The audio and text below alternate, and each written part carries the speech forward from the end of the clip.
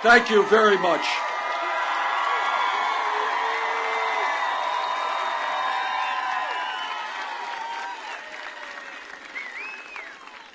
Let me thank all of you, not only for being here today, but for the support you have given me over the years as mayor of this beautiful city, as Vermont's only congressman, and now as our United States Senator.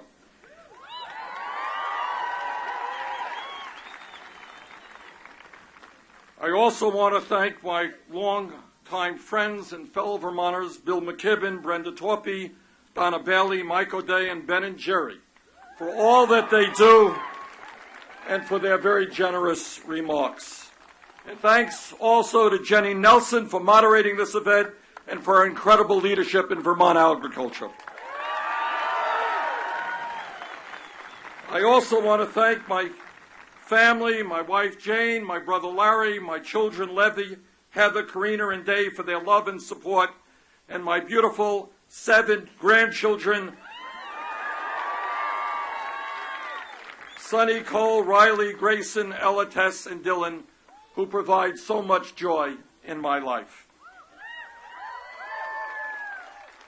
Today, here in our small state, a state that has led this nation in so many ways, I am proud to announce my candidacy for President of the United States of America.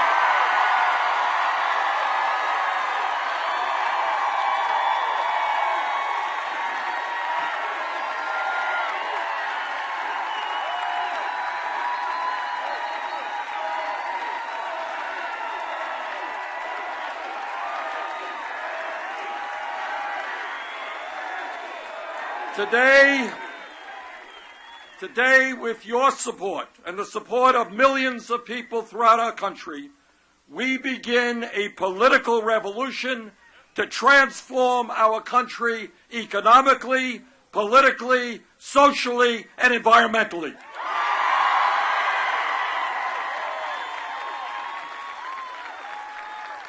Today, we stand here and say loudly and clearly, enough is enough.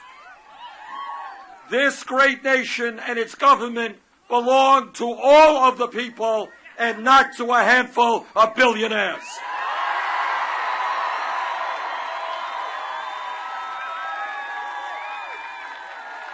Brothers and sisters, now is not the time for thinking small. Now is not the time for the same old establishment politics and stale inside the Beltway ideas. Now is the time for millions of working families to come together to revitalize American democracy, to end the collapse of our middle class, and to make certain that our children and grandchildren are able to enjoy a quality of life that brings them health, prosperity, security, and joy, and that once again makes the United States the leader in the world in the fight for economic and social justice, for environmental sanity, and for a world of peace.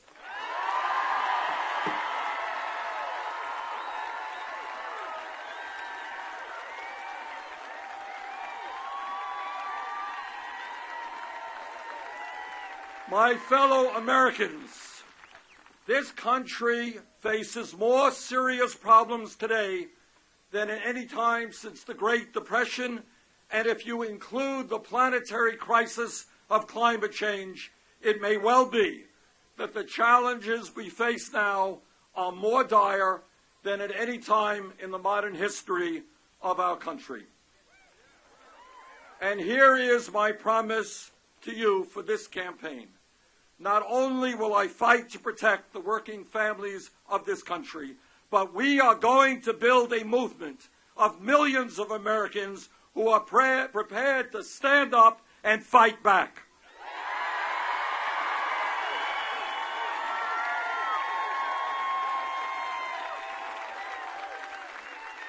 We are going to take this campaign directly to the people in town meetings, door-to-door conversations, on street corners and in social media. This week, we're going to be in New Hampshire, we're going to be in Iowa, and we're going to be in Minnesota, and that is just the start of this national campaign.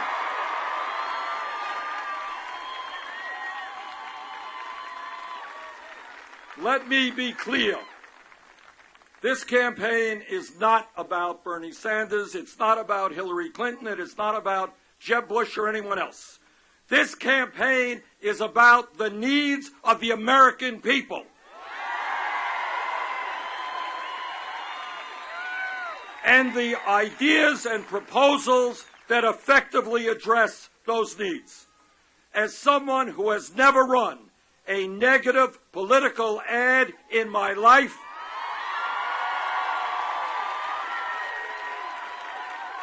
my campaign will not be driven by political gossip or reckless personal attacks. This is what the American people want and deserve. These are serious times. We need serious debates.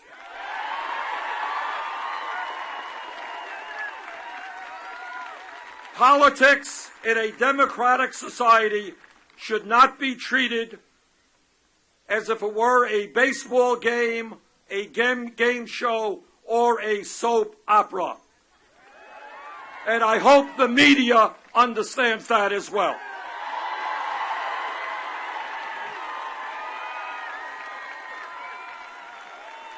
Let me take a minute to touch on some of the issues that I will be focusing on in the coming months, and then give you a brief outline of an agenda for America, an agenda which, in fact, will deal with these serious problems and lead us to a better future.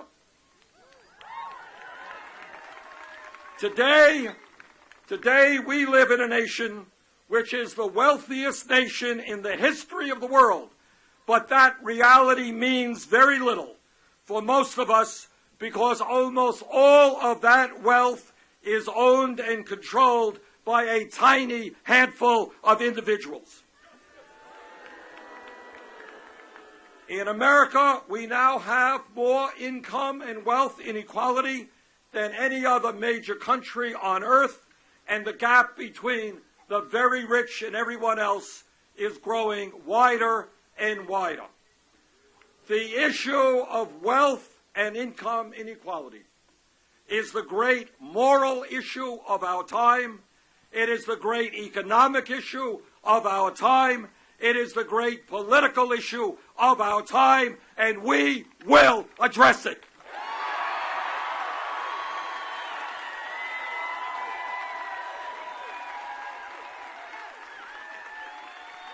Let me be very clear, and let the top 1% understand this. There is something profoundly wrong when the top 0.1% owns almost as much wealth as the bottom 90%, and when 99% of all new income goes to the top 1%. There is something profoundly wrong when, in recent years, we have seen a proliferation of millionaires and billionaires at the same time as millions of Americans are working longer hours for lower wages, and we have shamefully the highest rate of childhood poverty of any major country. There is something profoundly wrong when one family owns more wealth in this country than the bottom 130 million Americans. This grotesque level of inequality is immoral, it is bad economics, it is unsustainable. This type of rigged economy is not what America is supposed to be about. This has got to change. And as your president, together, we are going to change it.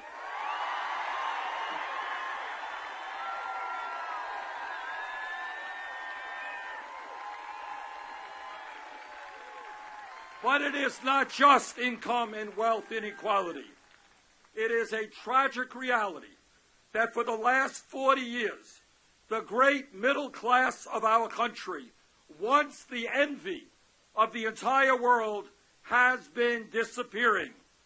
Despite exploding technology and increased worker productivity, median family income is almost $5,000 less today than it was in 1999.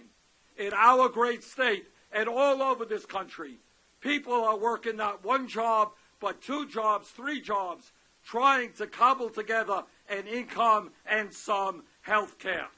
That is not acceptable. We can and must do better.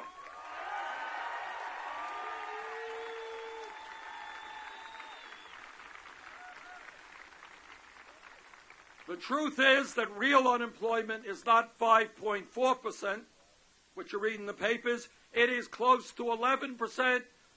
Youth unemployment, 17%. African American youth unemployment off the charts. Today, shamefully, we have 45 million people living in poverty, many of whom are working at low-wage jobs. In America today, despite the gains of the Affordable Care Act, 35 million Americans still lack any health insurance. My friends, that is the reality of the middle class in America today. And that is a reality not just for us, but for our kids and our grandchildren that we are going to change.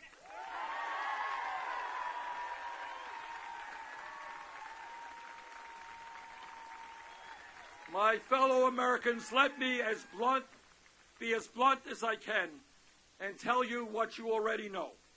As a result of the disastrous Supreme Court decision on Citizens United, the American political system has been totally corrupted, and the foundations of American democracy are now being undermined. What the Supreme Court said, essentially, was that it was not good enough for the billionaires to own much of the economy. They can now own the United States government as well, and that is precisely what they are trying to do. Now, what I learned in school, and I think what the men and women who put their lives on the line to defend our country have long known, that American democracy is not about billionaires being able to buy candidates and buy elections. It is not about the Koch brothers and Sheldon Adelson and other incredibly wealthy individuals spending billions of dollars to elect candidates who will make the rich richer and everyone else poorer. According to media reports, if you can believe it, the Koch brothers in this election cycle are prepared to spend more money than either the Democratic or Republican parties. That is not democracy. That is oligarchy.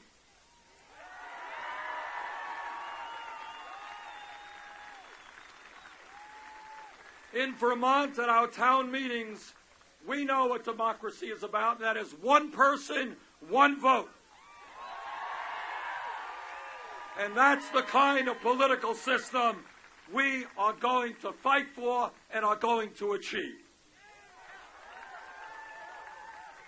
Now, when we talk about our responsibilities as human beings and as parents, there is nothing more important than leaving this country and the entire planet in a way that is habitable for our kids and our grandchildren. The debate is over. The scientific community has spoken in a virtually unanimous voice. Climate change is real, it is caused by human activity, and it is already causing devastating problems in our country and around the world.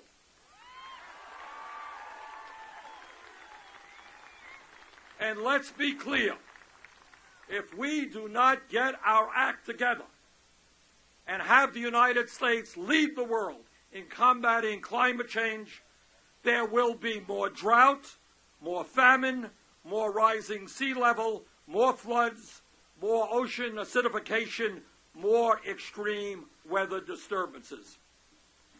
As human beings who look out over this environment, who appreciate the beauty that we have on this planet, we are not going to allow the fossil fuel industry to destroy this planet.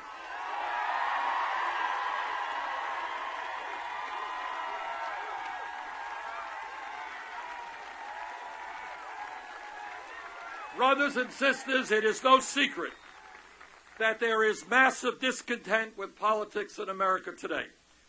In the last midterm election, some 63% of Americans did not vote, including 80% of young people. Poll after poll tells us that our citizens no longer have confidence in our political institutions and given the power of big money in the political process in general. They understand that their pain is not being heard in Washington, and that people in Washington and elected officials are much more concerned about the lobbyists and the billionaires than the suffering of ordinary people. Now, combating this political alienation, this cynicism, and this legitimate anger will not be easy. That's for sure. But that is exactly what, together, we must do if we're going to turn this country around, and that is what this campaign is all about.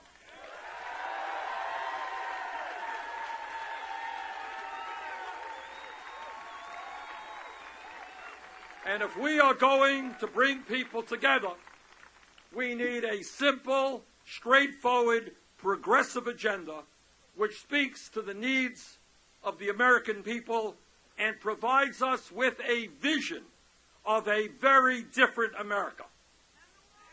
And what is that agenda? Let me briefly tell you what I think.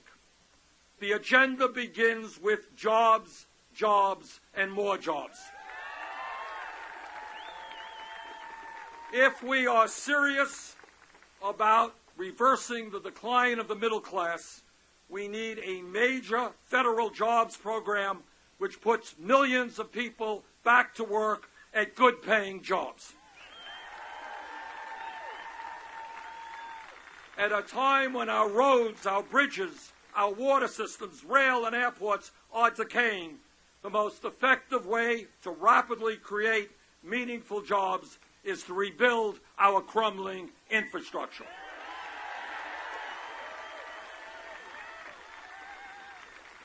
And that is why I've introduced legislation which would invest $1 trillion over 5 years to modernize our country's physical infrastructure, legislation that would create and maintain 13 million good-paying jobs.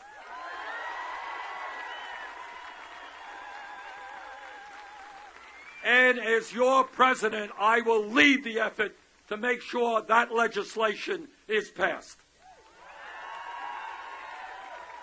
I will also continue to oppose our current trade policies. For decades, presidents from both parties have supported trade agreements which have cost us millions of decent-paying jobs as corporate America shuts down plants in Vermont and throughout this country and moves to low-wage countries. As president, my trade policies will break that cycle of agreements which enrich the few at the expense of the many.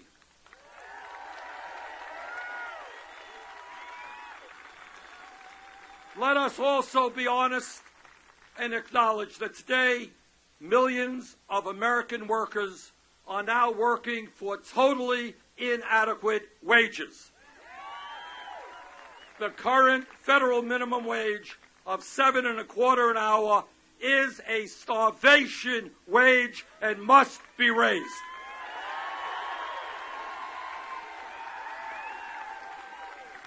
The minimum wage in this country must become a living wage, which means raising it to $15 an hour over the next few years.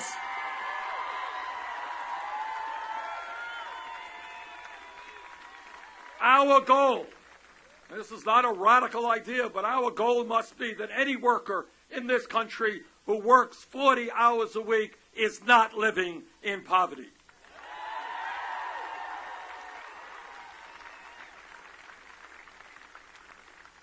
Further, we must establish pay equity for women workers.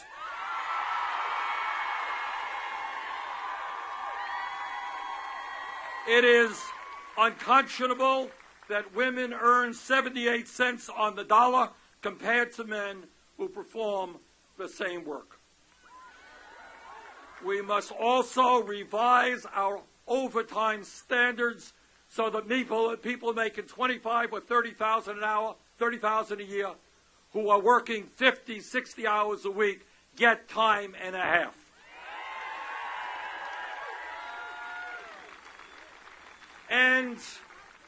And we need paid sick leave and guaranteed vacation time for every worker in this country.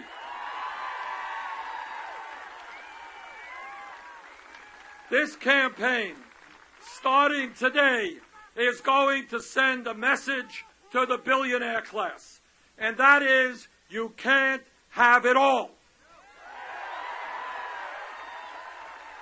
You can't get huge tax breaks while children in this country go hungry. You can't continue sending our jobs abroad while millions are looking for work. You can't hide your profits in the Cayman Islands and other tax havens while there are massive unmet needs on every corner of this nation. To the billionaire class, I say that your greed has got to end. You cannot take advantage of all of the benefits of America if you refuse to accept your responsibilities.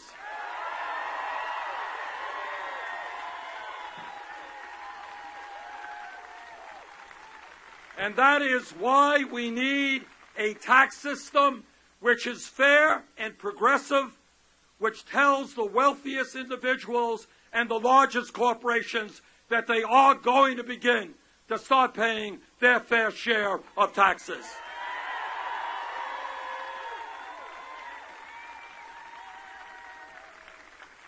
When we talk about power, we talk about Wall Street.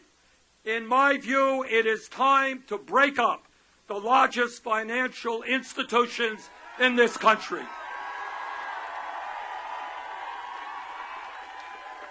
Wall Street cannot continue to be an island unto itself, gambling trillions in risky financial instruments while expecting the public to bail it out.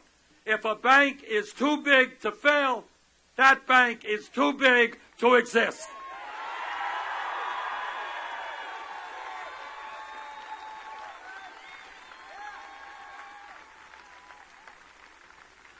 If we are serious about a progressive agenda that speaks to the needs of working families, that talks about climate change and the needs of our kids and the elderly, we must be focused on campaign finance reform and the need for a constitutional amendment to overturn this disastrous Citizens United decision.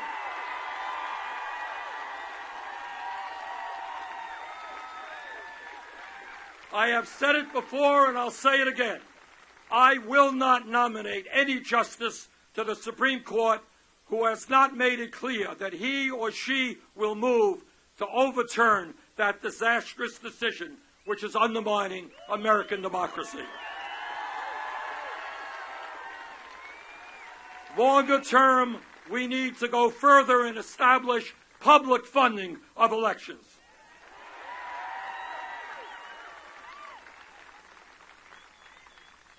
As I look to our future, it is clear to me that the United States of America must lead the world in reversing climate change.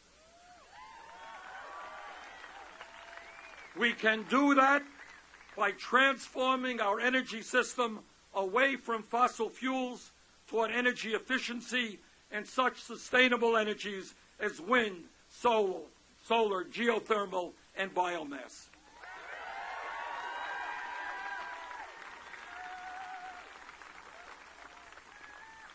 Brothers and sisters, the United States of America today remains the only major country on earth that does not guarantee health care to all people as a right.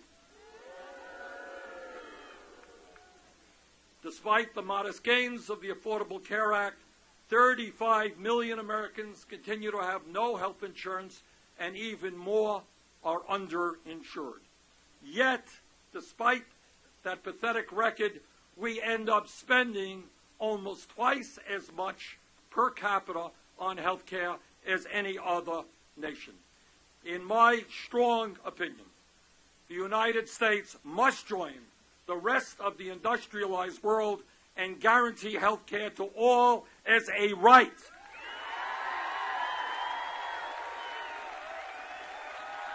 And we must do it through a Medicare for all single-payer program.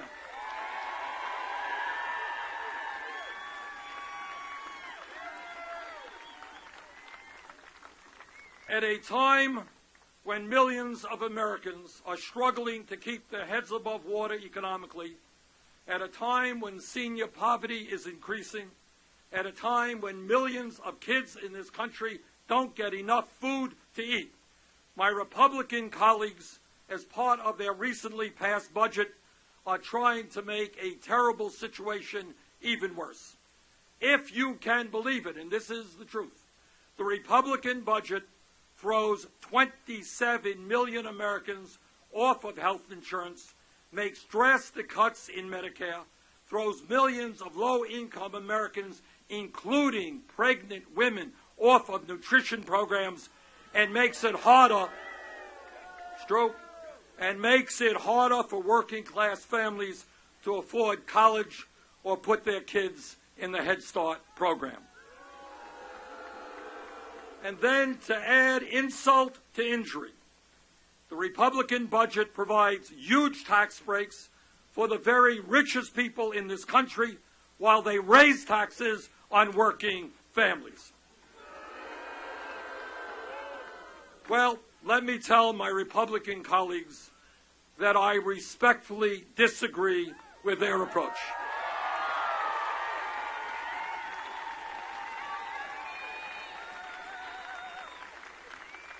Instead of cutting Social Security, we are going to expand Social Security benefits.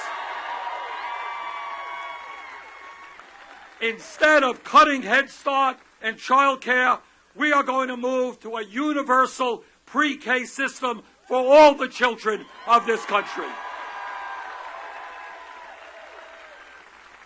As Franklin Delano Roosevelt reminded us, a nation's greatness is judged not by what it provides to the most well-off, but how it treats the people most in need, and that is the kind of country we must become.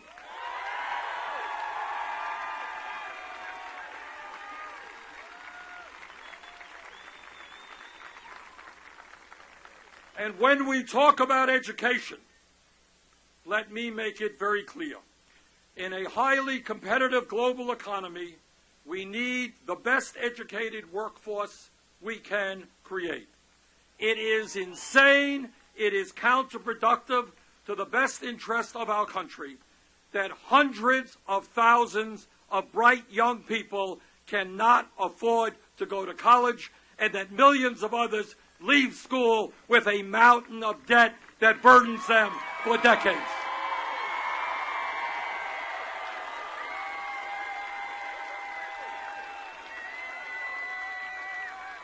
This is not what a great country is about. That must end, and that is why I, as president, will fight to make tuition in public colleges and universities free,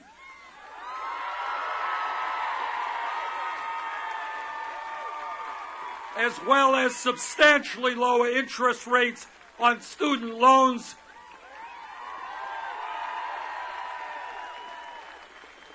The young people of our country are the future. They've got to get the education they need.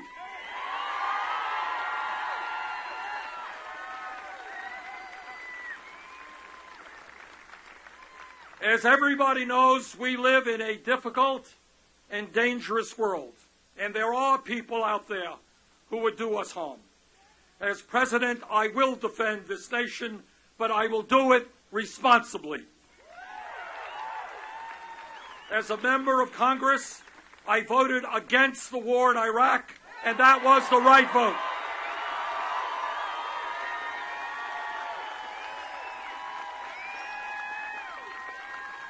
I am vigorously opposed to an endless, perpetual war in the Middle East.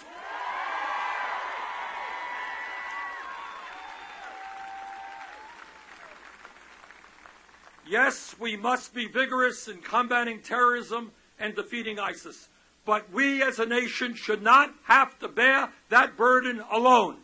We must be part of an international coalition led by the Muslim nations that can not only defeat ISIS, but begin the process of creating conditions for lasting peace.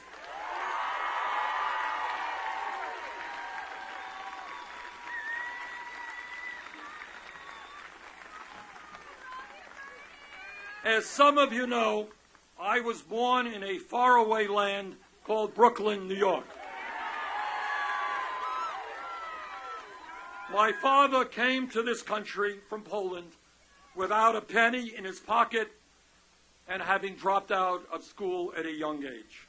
My mother graduated high school in New York City. My father worked his entire life as a paint salesman, never made much money. My parents and my brother and I lived in a small rent-controlled apartment. My mother's dream was to move out of that small 3.5-room apartment and get a home of her own. She died young, and her dream was never fulfilled. As a kid, I learned in many, many ways, every day in my house, what lack of money means to a family, and that is a lesson that I have never forgotten and never will forget.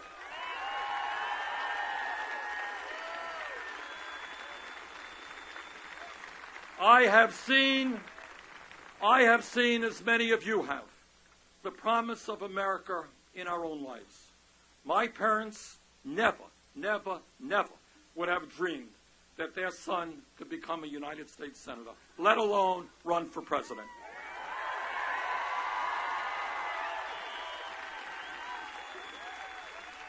But for too many of our fellow Americans, the dream of progress and opportunity is being denied by the grind of an economy that funnels virtually all of the wealth and all of the income to the top.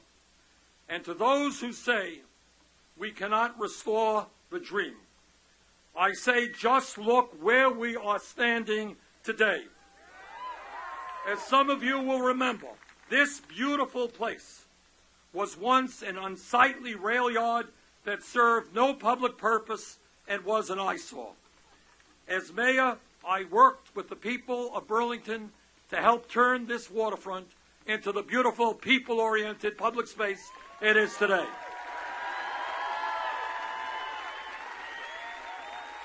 We took that fight to the courts, to the legislature, and to the people, and we won.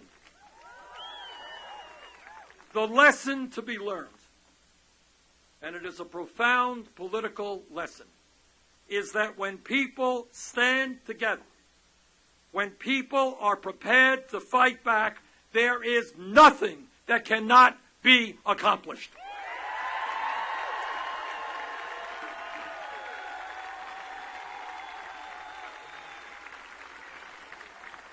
We can live in a country where every person has health care is a right, not a privilege.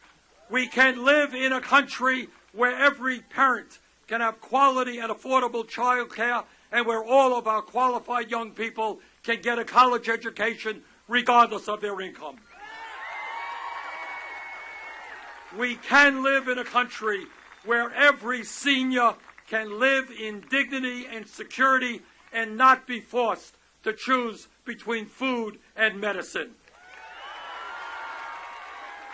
We can live in a country where every veteran who has put his or her life on the line to defend this nation gets the quality health care and benefits they have earned and deserve.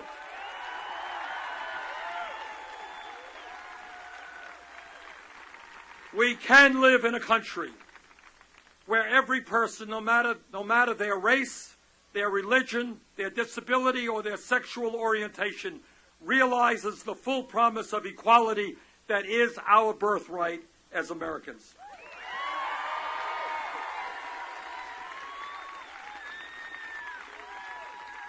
Brothers and sisters, that is the nation we can build together. And I ask you and people throughout this country to join us in this campaign to build a future that works for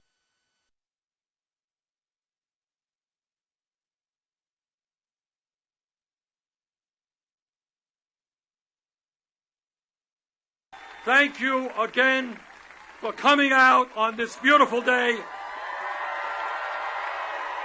Thank you.